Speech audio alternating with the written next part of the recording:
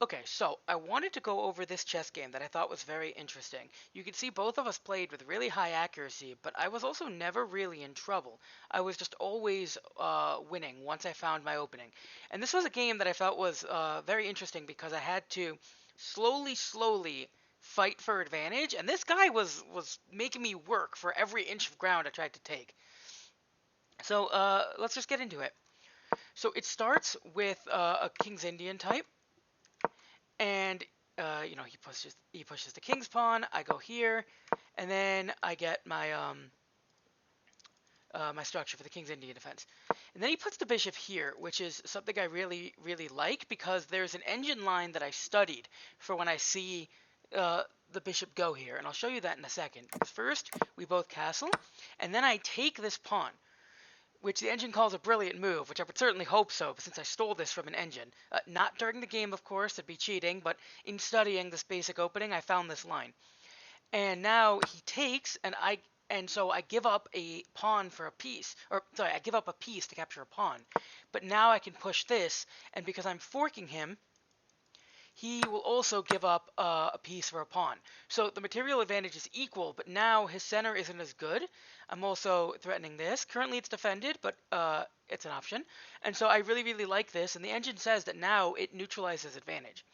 Now, notably, he might have been able to defend it an additional way, so I could have done it before castling, but it's not recommended because, and this is something else I saw when I studied this line, if you do it before you castle, then he gets the chance to do the brilliant move and play bishop takes f7. If you give it a second, this should say brilliant if I recall. Yep. Because now I have to take this, and then he gets to take it. So he still gives me back the piece for the pawn, but all of a sudden my structure not nearly as good. So going back to what actually happened, he takes, and I move in with the queen. He moves back, and I move here, allowing me to keep tension on this pawn. And keep this in mind because this pawn is going to be the key thing we're going to be fighting over for a large portion of this game. My whole idea with this was that I now have this open, and I've cracked his center a little bit. He no longer has this center pawn, though granted I've lost my center pawn. So he pushes this pawn. Actually, a pretty solid move with the idea to prevent me from being able to put my bishop here on g4, which would pin his knight, making it effectively not defending the pawn anymore because he'd hang his queen. So I had the option to remove one of his two defenders, but now I don't because he did that. So we have two attackers, two defenders, and that shuts down a way I had to remove one of his. Still, I can add another attacker this way. I thought about doing it by pushing with the knight, but I didn't like the idea of him pushing this, threatening my knight, taking away my bishop as an attacker since I'd no longer reach it, and even though his knight would no longer defend it, his other knight would. So I didn't want to give him that option, so I moved the rook, which would attack both. It also puts my rook in line with his queen, so this pawn would never be able to capture anything without hanging his queen. He moves the knight back to be able to defend the pawn this way, but it's still a retreating move, and he's giving me a little bit more control. However, he's now also equalized the amount of defenders to attackers again, and he's also enabled potentially adding another one with this pawn, so it's a little bit annoying. If I were to simply now add with the knight, he could simply add with the pawn, and everything's fine. So instead, I think that I can reinforce and add a pawn. Now, this move isn't really needed for the reinforcement, since we established he already can't take because I would take his queen. However, I had a different idea in mind with this move. The idea was to put the bishop on b6, and then I could potentially go after this knight directly. He took away this tile from me, and so this diagonal isn't particularly as strong. Like, there is over here, this diagonal, but I figured the more valuable diagonal would be this, threatening the knight, which would immediately take out the defender, and he would have to trade back either like this or with the queen if this wasn't in the way. So this could potentially displace his queen or break open his kingside safety and remove a defender. There's a lot of threats there. And as you'll see, that will come into play later. He then, of course, decides to simply add defense to this pawn. So I decide, well, before moving the bishop, let's just take this chance to attack. And he realizes that now that he's established this, he could push up this pawn to threaten my queen. Note that he couldn't do this earlier, because if he did it all the way back here, I would just take his knight and it would be hanging. Though I guess he could have done it here. So I move my queen back. I decide I don't want to move it here because I'd like to keep the rook threatening this as opposed to the queen. But now he goes here, threatening my queen. I go here, again, trying to move my queen to some kind of safety. But he wants to keep dancing around his knights and not letting my queen stay in safety. And I realize that, the bishop is still defending this, so I can't exactly take it. So finally I go, fine, I'll just go here.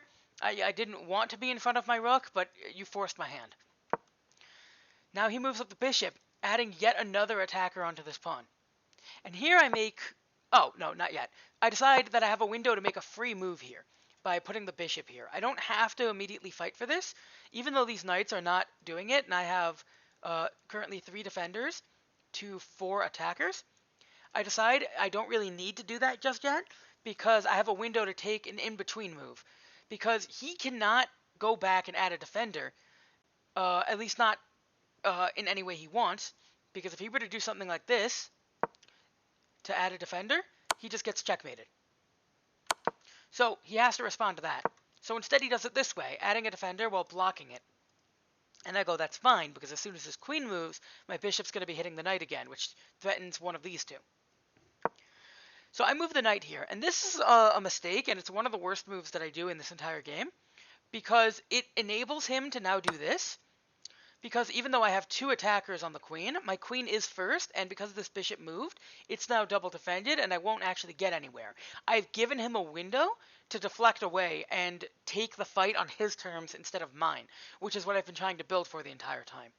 The much better move would have been to simply take, and then when he takes back, then move the knight, and now he doesn't have that kind of counterplay, and I've kept up the same number of attackers to defenders in that same way.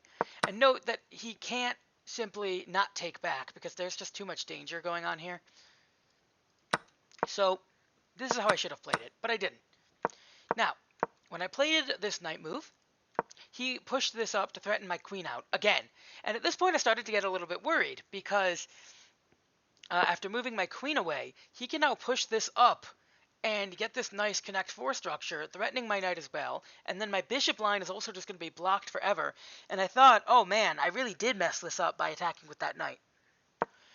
But he instead goes here, and finally he makes a mistake because he says, well, let's just add another defender. And that would be fine to match my number of attackers, except that you moved this pawn earlier to attack the queen, which means you also removed a defender there. So finally, if you now do the final count, we have 5 attackers for this pawn, but only 4 defenders. Which means I finally get to take this fight on my terms, and he had a chance to take it away from me and didn't. So I take the pawn. And now, any way he takes back, he's going to lose a piece. And if he takes back, he'll still lose a piece. And if he takes back, he still loses a piece. And if he were to take back with the queen, finally, my queen is defended. And note that in all of this, it's not so simple to just accept that he lost a pawn and move the bishop to safety. Because if he does something like that, I can push up this pawn, attack the knight, and attack this rook at the same time. Don't forget that this bishop has been on a very strong diagonal since the start of the game. And now, how do you defend this? You're losing something, for sure. And so now the castle crumbles a little bit. So finally we take this big exchange. All of this positioning and fighting over like minor positional advantage finally collapses in a way that gives me a free piece. He moves here, deciding he can't trade his queen, not in these circumstances. And I decide to go here. Now the engine thinks this move is better, but I think from a human perspective this move is way better. Because I am threatening checkmate again, and I'm also threatening to take the hanging queen. You move your queen out of the way, you get checkmated. You protect the checkmate, you lose your queen. Only option is to trade queens with me. And removing queens off the board means we take this to an endgame where I'm just strictly winning. And now, as long as I play my cards right, I should be able to remove any form of counterplay he has. And I think the reason the engine didn't like this quite as much is because of what happens next. There is one downside to this, and that's that I'm no longer going to keep my +3 material advantage, because he gets to do this. And once my bishop moves, this pawn is hanging. And I have to move this bishop. I cannot try to defend it, because if I do, he can simply do this, and either way, I'm going to lose this bishop or this pawn or some kind of value. So, fine, I have to concede that now I'm only up 2 material advantage. But it's a pawn for a bishop, and in an endgame where queens are off the board, I think that this is the part where I have to prove that my advantage is decisive by slowly covering the important tiles and taking away all of his forms of counterplay and not making mistakes that will let him break through. So, I offer another rook trade. Take control of the center, tell him to get out of here. He decides to go here, threaten the bishop. When you look at the available tiles, this is death, this is death.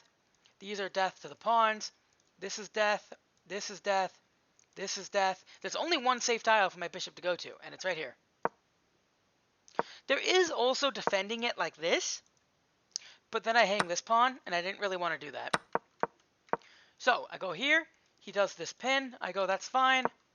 I push this up so that I don't have to worry about this, and that this rook can be moved. He pushes this up, I go here, I'm expecting this to happen, and I'd go here and finally be at a place I want. But of course, first he has to deal with the fact that if he were to play that, I would just take this with check. So, he doesn't want to trade, he decides to go this way. And I go, no, but I really want you to trade. And if you still choose not to trade, you're going to give me control of the entire center of the board. And because I pushed this, you're no longer having access to that. So he goes, fine, I'll trade.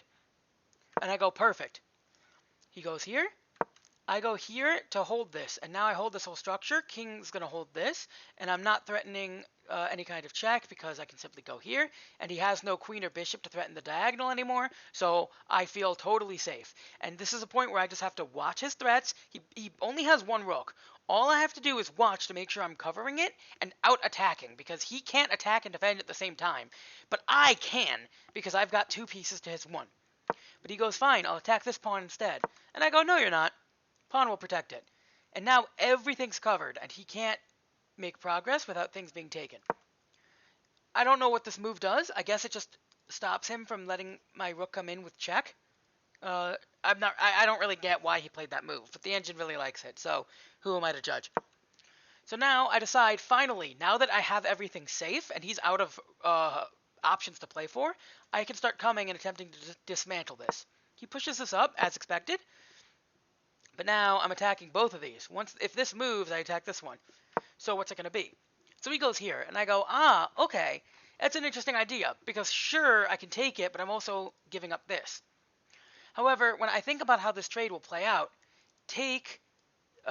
after I take, he can take this, I could then take this, he'd then be able to take my pawn, and then I'd be able to take this, and I'd get rid of 3 pawns for 2. We'd be left with a 3 for 3 structure on the left side, but I'd have the extra piece. And that does work, but I decided I didn't want to play it that way. Instead, after take, I decided I'm just going to defend this.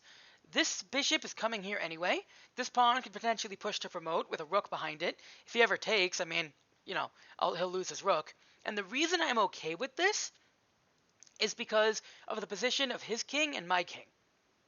Because in order to defend this, he has to play this to keep everything defended. And now my king can get to the action faster than his. And so I feel like this is a deadlocked position where everything is covered and nobody can move their pieces without giving anything up. And my king will come to disrupt the status quo faster than his. Now, I spent a lot of time thinking in this game. I'm already down to 5 minutes. He still has a little, like 9.5.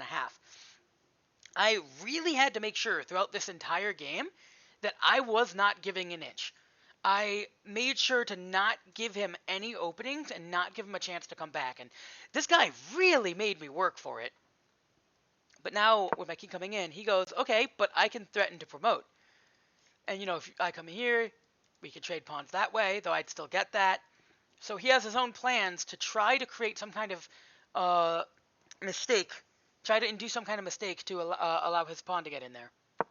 I move here, and it's really, really close. It's a good thing that I moved this, because he does have a move like this, which threatens my rook under defense of the pawn. But my king is just close enough that that won't work, because if he plays that, his pawn has to come closer to my king in order to take. and I will be just in time to stop the promotion. So that doesn't work, thankfully. And this is the kind of thing I had to be calculating, making sure that he doesn't have any windows to trade off the rook and get a promotion before my king gets there. He starts trying to bring his king in, but it's fine. I'm closer. And here, I play some suboptimal moves. It's better to just get the rook here and threaten the pawn this way while moving my king forward and threatening the rook so that he can't defend it. But I move down, holding this and letting the king go through. It's not necessary because the king's already holding the pawn, but he ends up pushing it. And here I thought, he might do this, in which case I would just go back. And, if you take, I'm still going to get there in time, so... But he pushes, which means I can go here. He can no longer go here without me taking him. This would get taken. So he can go here. But I go here. Again, like he's really trying to sneak some way through to get this pawn in. But I go here, covering this. His only move for the rook to not get taken is to go here.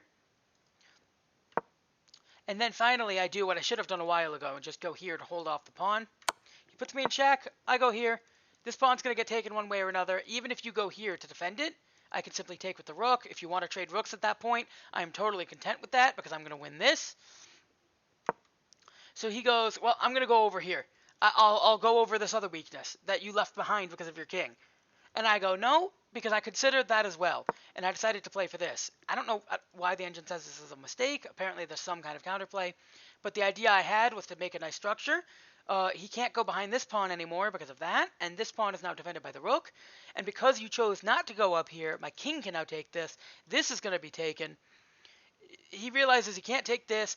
And I guess at this point he realizes that any attempt he's making at inducing a mistake from me is not working, and I'm just slowly dismantling any form of counterplay he has. He's going to be left in a position where we have a 3 for 3, and I've got this one passed pawn with my king already near it, with the ability to put the rook behind it. You're not going to be able to defend this.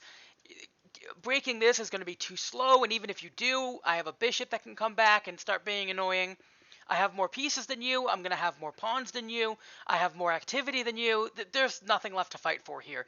And I guess he realizes that and resigns. Though, of course, I imagine an engine in this position could still throw out some fighting chances because engines are ridiculous like that. But man, what a game. He really made me feel like every bit of advantage I had to fight for. He did not give up and put up a really good fight defending. All of these little rook maneuvers, slowly fighting for position, and I had to fight tooth and nail to take every inch of ground away from him. And like you see that in the overall review. It wasn't just immediately decisive. Once it was decisive, it's these little peaks and valleys, but I really made sure not to let it swing back to his favor. But he wouldn't let me just snowball it out of control. So props to my opponent for defending this position very, very well. And even here, where the engine calls it a blunder, it's quite a strong claim to call it a blunder in that, it's a blunder due to, a whole bunch of, a long sequence that's going to happen. This man didn't just blunder pieces or blunder material left and right in some kind of, really dumb mistake. This was just a battle of positioning where finally he didn't find the move that holds everything together and the castle collapsed. Engine calls it a blunder, but still very, very impressive play from him. This was probably the best game of chess I've played in a long while. And it felt really good because my opponent is mid-1300s, which was my peak before I stopped practicing and lost all my skill and dropped down to 1200 again. So to see that I'm now improving again and was able to play this kind of game against someone 150-ish points higher than me at the prior to the game was very encouraging for me. Anyway, that's about all I have. Have a good day.